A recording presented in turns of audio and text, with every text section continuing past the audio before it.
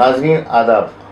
आज हमारे सामने हमारे साथ एक ख़ास मेहमान बैठे हुए हैं जो नौजवान हैं, बासलाहियत हैं और जोश व जज्बा रखने वाले हैं।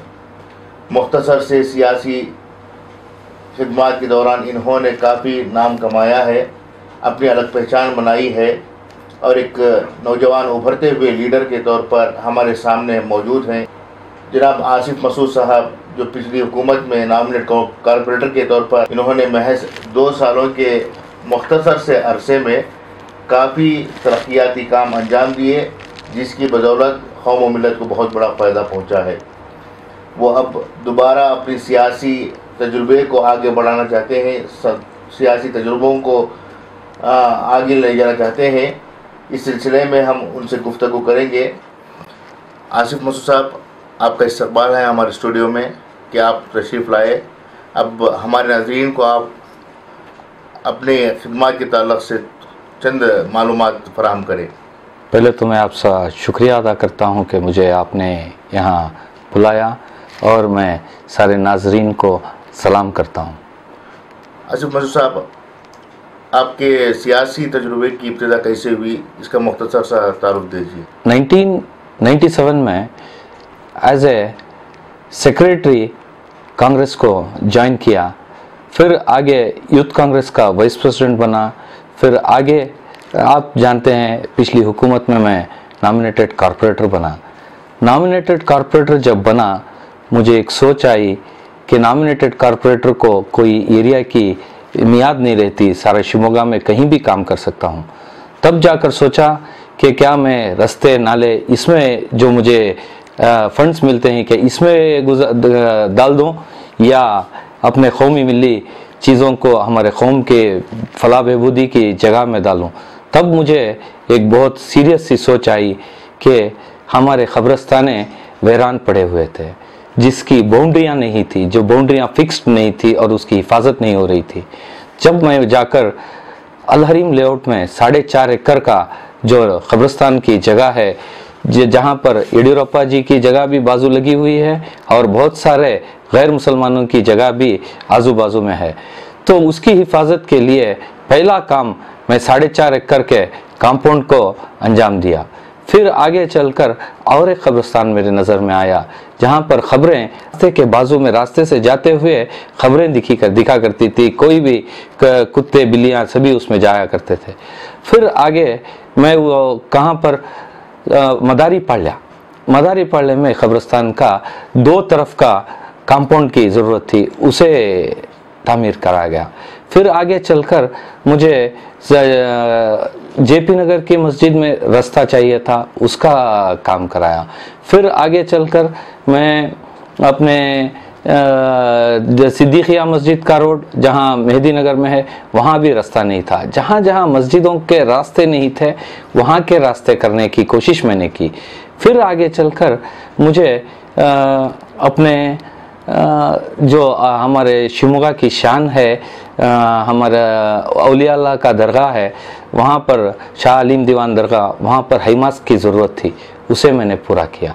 फिर आगे चलकर और सारे काम थे, वहाँ पर जो पानी की ज़रूरत थी उसे मोटर डलवाना था, बोर की ज़रूरत थी, वो सब काम कराने की जो कारपोरेटर्स के फंड जो हैं एक बहुत ही लिमिटेड होते हैं, स्पेशली नॉमिनेट कारपोरेटर के लिए भी जो है बहुत लिमिटेड होते थे फंड्स। तो आप इन फंड्स को कहाँ से लाते थे आप?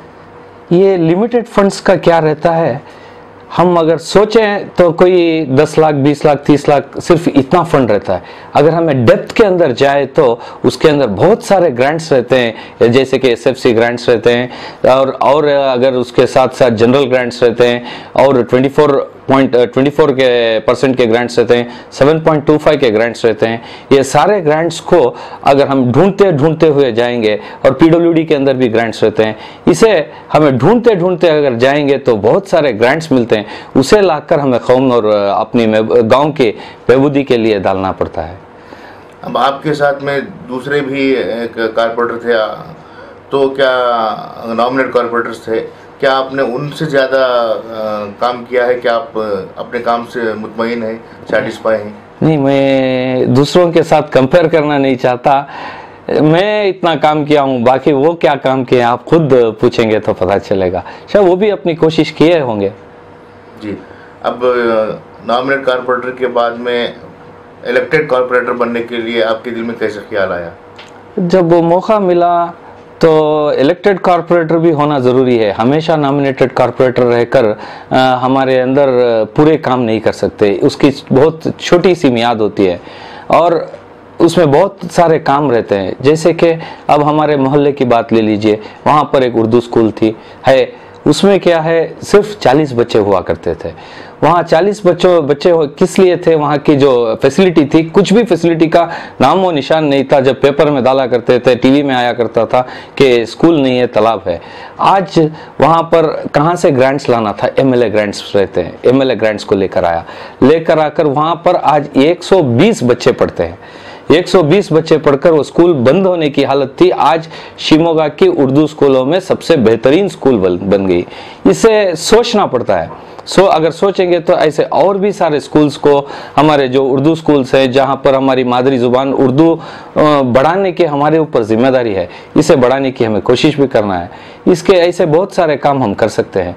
और इसी के साथ साथ में जहाँ पर मुसलमानों की आबादी भी है, SC ST की भी आबादी है, वैसा एरिया हमारा टैंक मोहल्ला और बापूजी नगर है।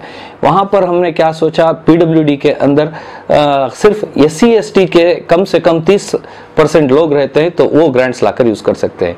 मैं वहाँ पर 2.7 करोड़ यानी 2,70,00,000 रुपए की फंड को सिर्फ टैंक मोहल्ला और बापूजी नगर के कंसर्वेंसीज को जो बदहाल थी, आज उसे सभी लाकर देखे जैसा स्टेट में पहला फाइबर पाइपलाइन और इंडिविजुअल कनेक्शंस के साथ उस एरिया में डेवलप किया है, जिसकी मिसाल पूरे कर्नाटक में दी जा रही है। अच्छा, अब तक तकरीबन दो साल यानी 24 महीनों में आपने कितने करोड़ रुपयों का काम अपने फंड्स के जरिए से किया है?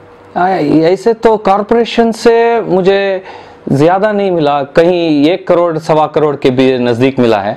लेकिन मैं हमारे उस वक्त के MLA प्रसन्न कुमार साहब थे, उनकी मदद से बहुत सारे अलग अलग ग्रांट्स को लाते हुए कम से कम मैं 4.5 से 5 करोड़ रुपए का काम का अंजाम दिया हूँ। और उसी के साथ साथ मैं इसे अपना प्योर ड्रिंकिंग वाटर और पार्क और ऐसे जो ज़रूरी चीज़ें थे उसे टैंक मोहल्ला और बापूजी नगर के लोगों के लिए मैंने बनवाई है। माइनॉरिटी फंड्स के लिए आपने भी शायद कोशिश की थी? मैं अपने उस वक्त के MLA साहब प्रसन्न कुमार साहब के साथ जाकर बहुत सारी कोशिशें की।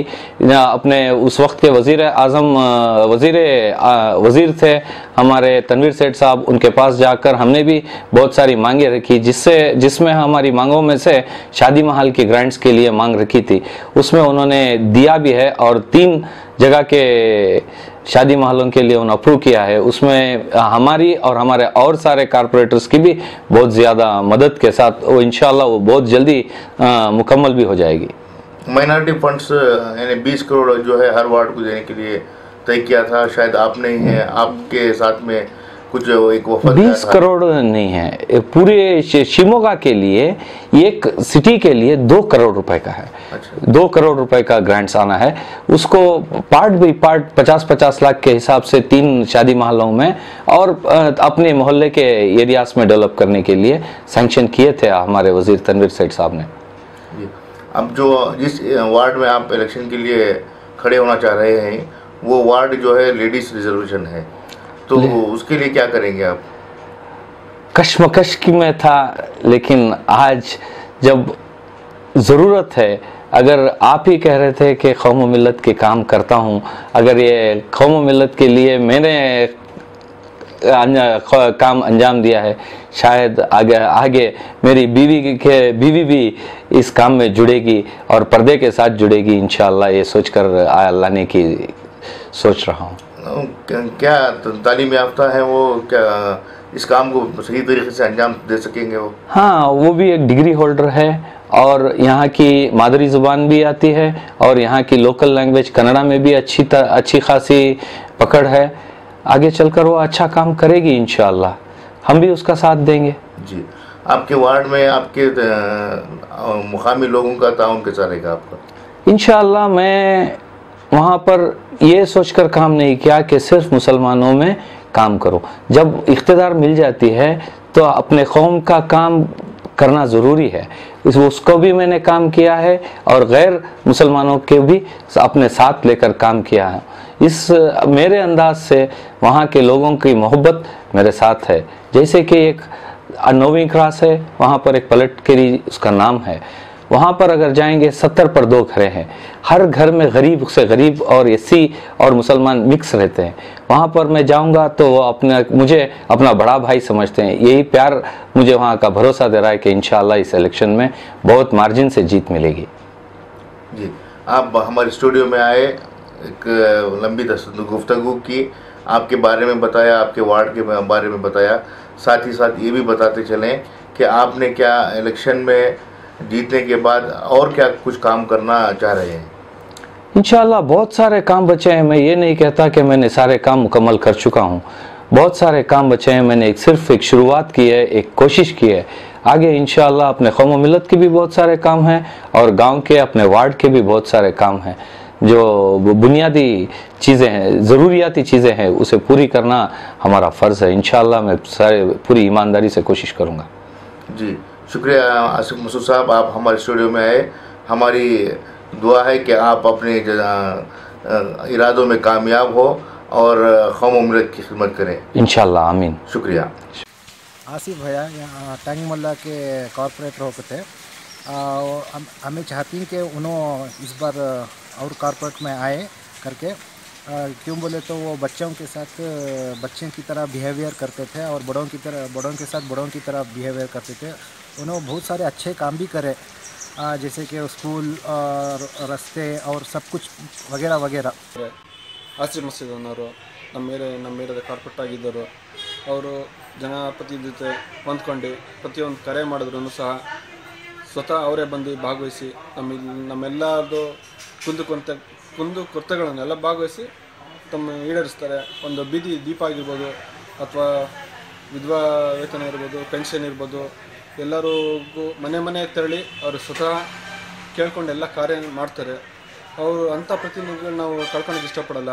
ಇನ್ನು ಮುಂದಿನ ಚುನಾವಣೆಗಳಲ್ಲಿ ಅವ್ರು ಭಾಗವಹಿಸಬೇಕು. ಅವ್ರು ತಮ್ಮ ನಿರೀಕ್ಷೆಯಂತೆ ನಮ್ಮನ್ನು ಇಂಥ ಒಂದು ಪ್ರತಿನಿಧಿ ನಮ್ಮ ಏರಿಯಾಕ್ಕೆ, ನಮ್ಮ ವಾರ್ಡ್ಗಳಿಗೆ ಬೇಕೇ ಬೇಕು.